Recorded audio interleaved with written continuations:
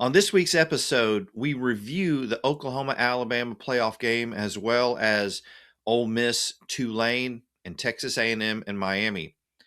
We move on to looking at the second round, although briefly, before we get into what is something that we would ask Santa to give our favorite football program.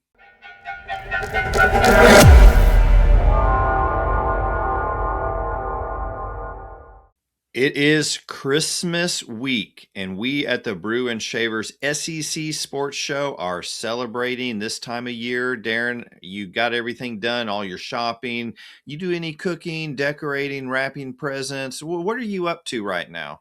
Well, shopping is never complete. I've always been a last minute. I wish I could say I'm one of those people. I think you start in like January to. I think you're one of those get early prepped. And I'm always running out on Christmas Eve, frustrated by the crowd, wishing I'll do better next year. I do enjoy cooking, although the in-laws are cooking a prime rib this year for Christmas. Very excited about that. Uh, but I might try my hand at some desserts. I tried that or for Thanksgiving. I might do that again. How about you? What are some things you're doing to ramp up for Christmas?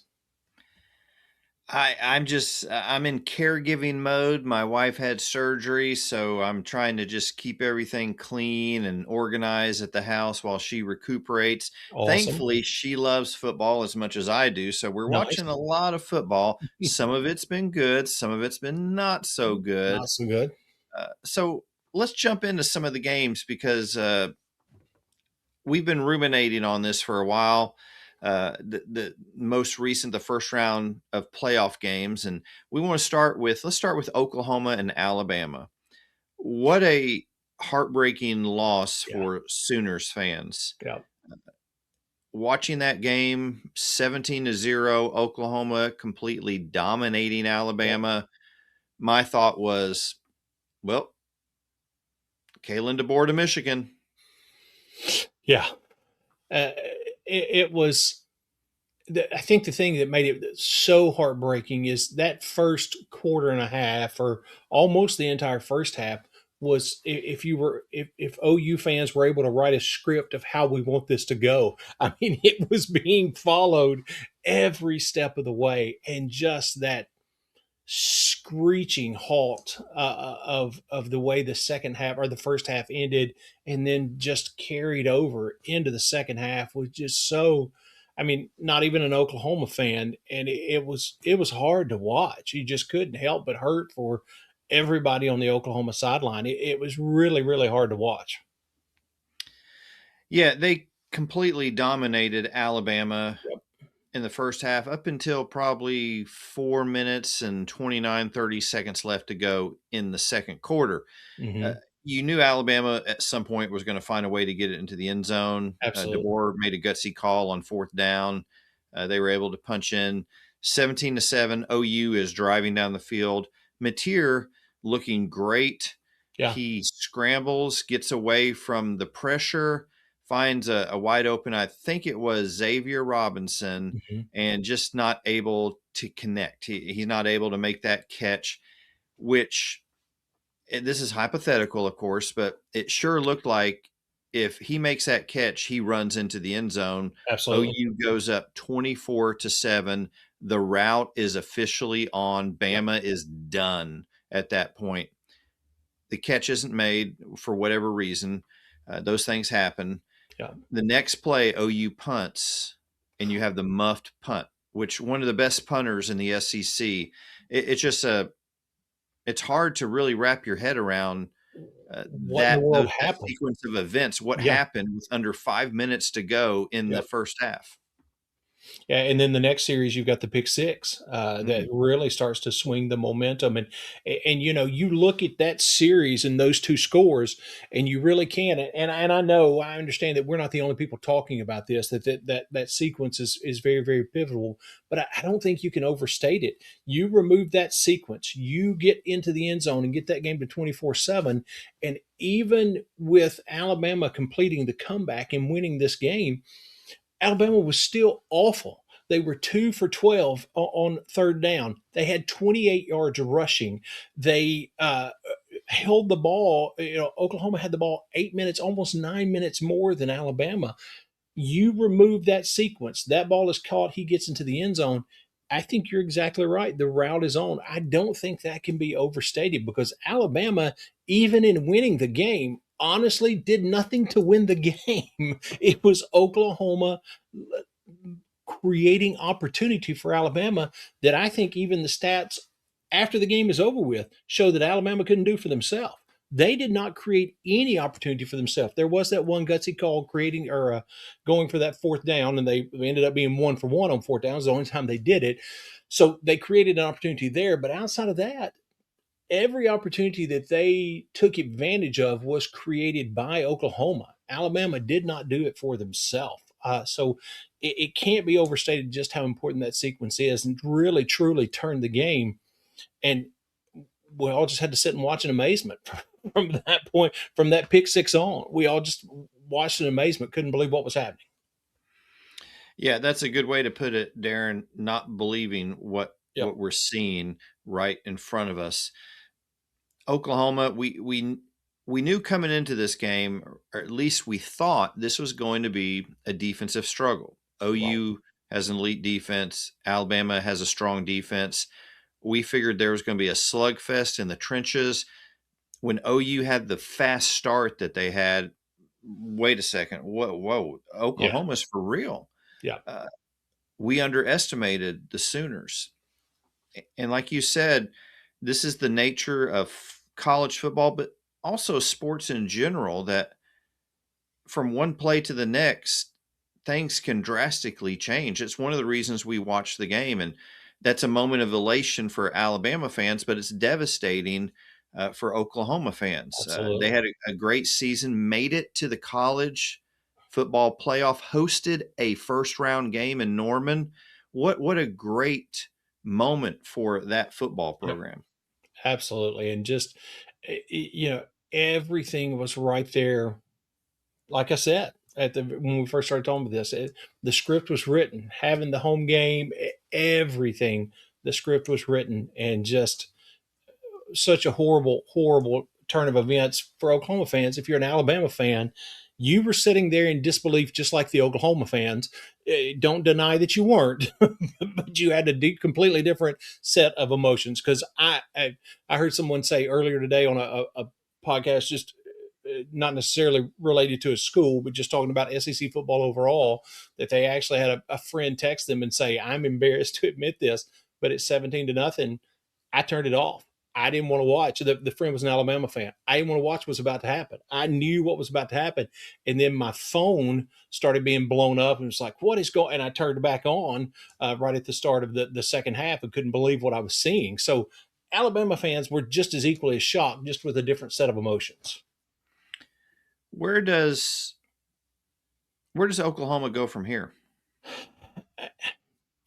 I hope I hope for this program and Brent Venables that the sting of it cannot will not completely totally outweigh what was done. You had a strong season, you had 10-win season, you made it to the playoffs. You were a good enough team to not only make it to the playoffs but get a home game in the first round.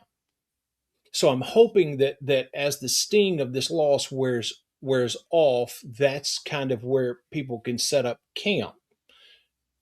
On the other side of that coin, though, I think there has to be, from a staff perspective, what do we do from here? There has to be some serious introspection in the fact that, yes, you had a strong season. Yes, you had a 10-win season, but you came up short when it was needed the most. I mean, you did get the Alabama win. Can't deny that.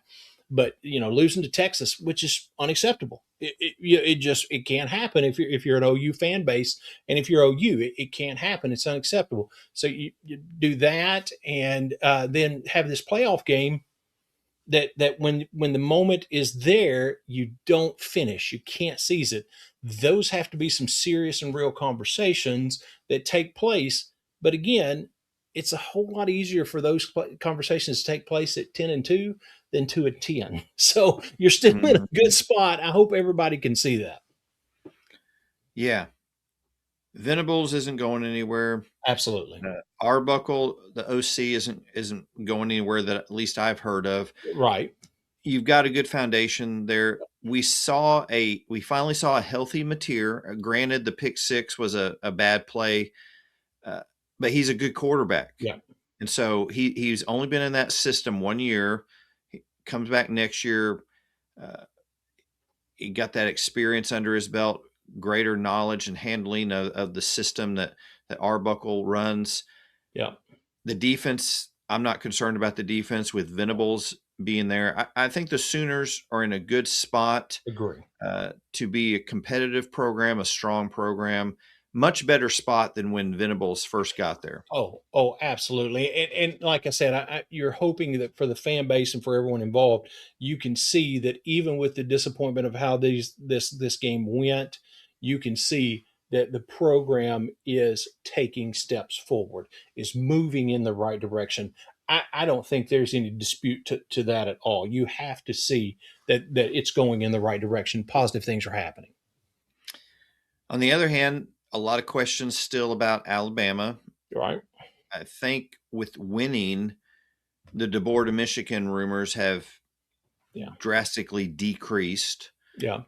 They've got a big game against Indiana that we'll talk more about on next week's show. Do you like where Alabama's positioned for the future? I, I mean, you can't argue with the fact that they're sitting in the second round of the playoffs. That being said, I still think this program where it sits today is still a pretty good distance removed from where most Alabama fans would like to see it. Because honestly, just like we've talked about, the end of the season was not a positive thing. There was a lot more to worry about than there was to be happy about as they progressed through the end of the season, including how you looked against Georgia, who's supposed to be, that benchmark that you're stepping over. If you're really advancing the program, if you're Alabama, that's supposed to be the bit. Look what we did to Georgia, not look what happened to us when we played Georgia. And then when you look at this game, yes, a win is a win is a win. Nobody's going to complain. But just like we talked about, 2 for 12 on third down, 28 rushing yards, an Alabama team with 28 rushing yards, less than 300 yards passing, not very efficient on the offensive side of the ball. Those are some things that are real struggles that again, you're trying to work them out while you're in the playoffs, which is not the worst thing in the world, but still you're pretty far removed from where you want to be, even as a team that's sitting in the playoffs. If I'm an Alabama fan looking at it right now, I'm very excited, but I'm still very concerned about next steps, getting to a next level, not just being where we are 9-3, slipping into a 10-2, because I don't think that's the expectation of the Alabama fan base. I'm concerned about what's that next step going to look like. Can we make it? Unless they go on and win the national championship, they're going to finish another season with 4 losses. Yeah, absolutely. That's not what Alabama fans, as you just Exactly. concluded your statements by saying, that's not what they expect. Yeah. I'm not sure DeBoer gets off the hot seat. He's a good coach. Yeah. Still, you're following in the steps of Saban, who set the standard so high. How much longer will DeBoer until he says, you know what? I'm never going to satisfy these people in Tuscaloosa. Yeah. I'm gonna go somewhere else and take a big payday to go somewhere else. He says he likes the challenge. He doesn't even think about the pressure with following Saban, but I don't know if that's true or not. Unless he wins the national championship, he's Alabama fans are going to see this season as falling short of expectations. Yep. And if he does win the national championship, ask Ryan Day. Makes a world of difference. Yeah, Things change in a hurry they when you do. do that. So, They do. it could cure a lot of issues if they do, uh, you know, run into this Indiana team and look like the Alabama of old and take off running through this playoff. Who knows? I mean, that cures a lot of Yeah. ills. I still question not that DeBoer's a good coach, but whether he's the best fit in Tuscaloosa. I'm not sure we have the answer to that. He evidently is a better coach than Brian Kelly because Brian Kelly was given as many, if not more, resources and did not do as good a job as DeBoer's done at Alabama. Absolutely, and I think it's going to end up being all about fit. I think, and that's not necessarily a negative on either side. Once again, you get a lot of leeway to make the fit work if you win a national championship. But outside of that happening, again, 4 losses, all those things, it's going to be all about fit. And like you said, I just don't know that we have that answer. And honestly, if we really kind of dug into it, I, what little bit of the answer we know, it doesn't, as weird as this is, it doesn't really seem to work. But again, we don't have that definitive answer at this point. Alabama moves on to the second round of the college football playoffs, a Yep. 34-24 win over the Oklahoma Sooners. In the another SEC game that took place, there were three. Miami from the ACC traveled to College Station to face the Texas A&M Aggies. A final there, somewhat shocking, 10-3. Miami wins a late touchdown to seal the deal. A&M drove down the field to try to tie it up. Marcel Reed ended up throwing an interception in the end zone. Game over. Yep. As you've thought about the game, what really is sticking with you from watching that? Take care of the ball. I mean, 2 interceptions, lost fumble. Both the interceptions were very, very, very tough. And unfortunately, we've seen a little bit of that struggle. It didn't really come as this enormous surprise, uh, but everyone is hoping for A&M's sake that's not the story of the game, but it absolutely was. Because again, well, you know what? Let me say 2 things actually. Number one, you got to take care of the ball.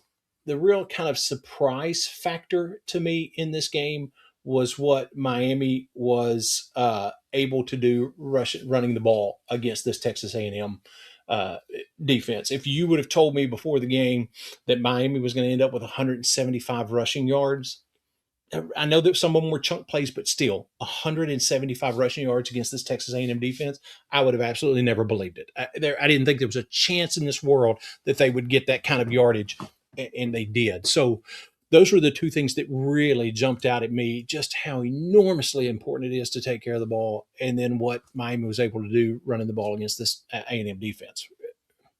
Really big things in the process of this game.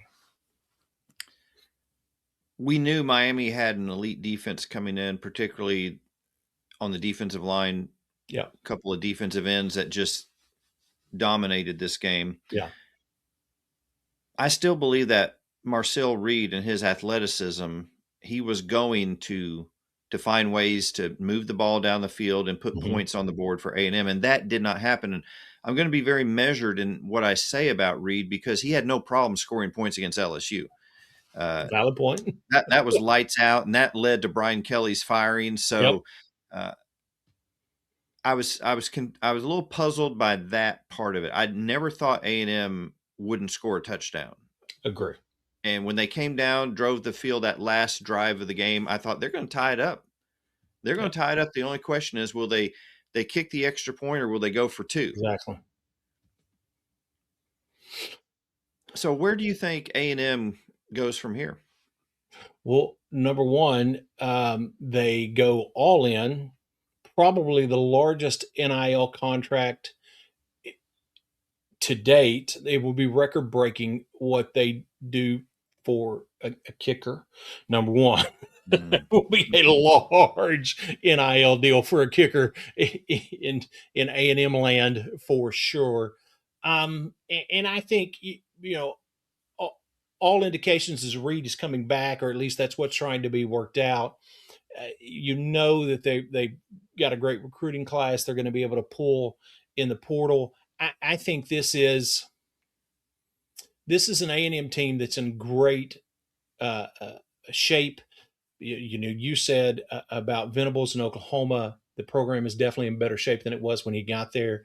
That is a gross understatement when you talk about Elko and this A&M program. It is in infinitely better shape than it was when he got there.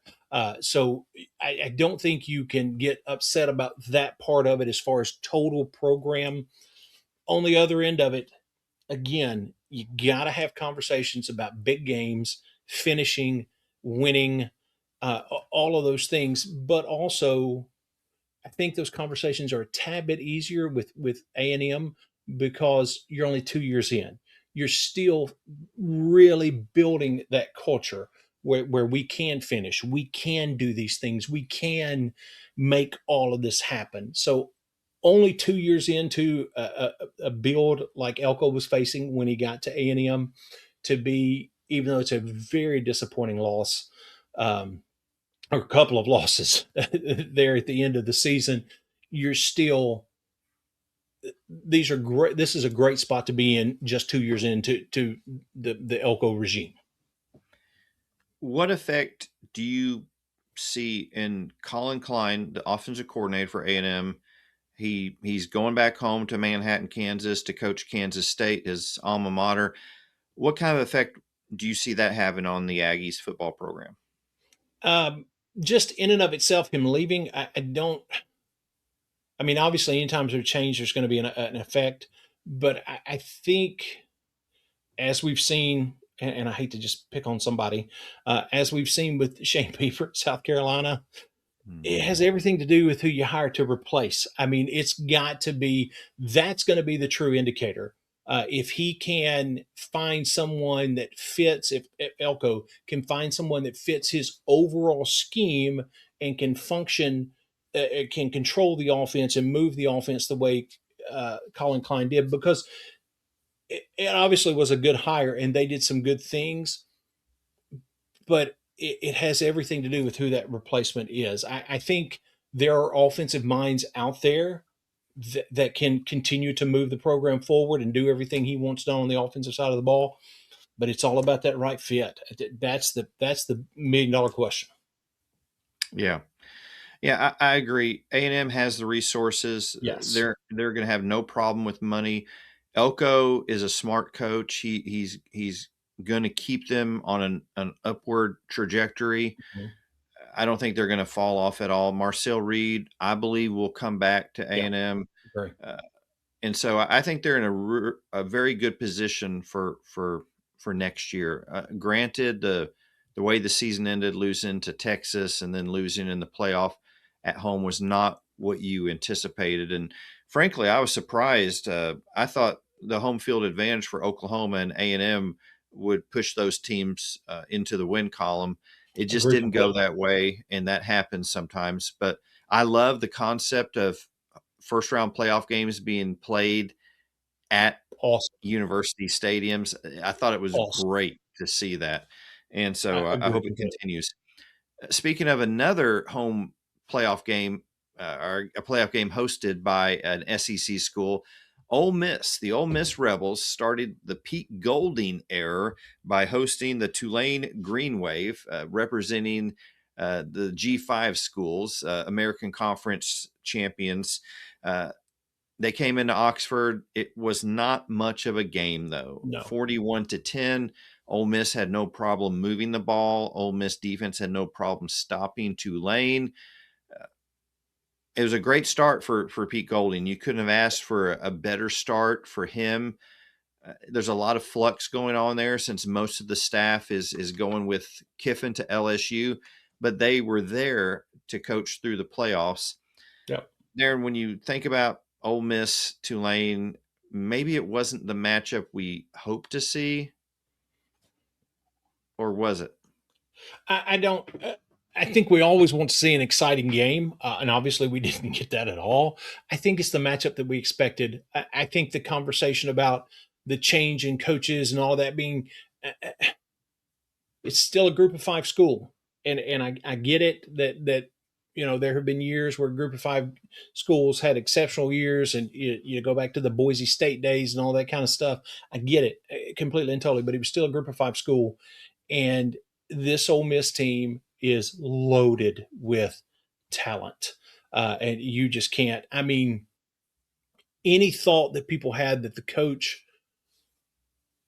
coaching change would make that big of a difference in this large of a talent gap. I mean, it took, what was it, 14, I don't know, 7 plays? 7 plays, Ole Miss is up 14-0. I mean, that answered all your questions, and we knew we were going to get exactly what most of us felt like was going to happen. It was not an exciting game. The only issue that you have if you're an Ole Miss fan, you look at it is third down efficiency. If you just want to nitpick, you can kind of take a little bit of a shot at that. Outside of that, I mean, what in the possible world do you have to complain about? And you got everything.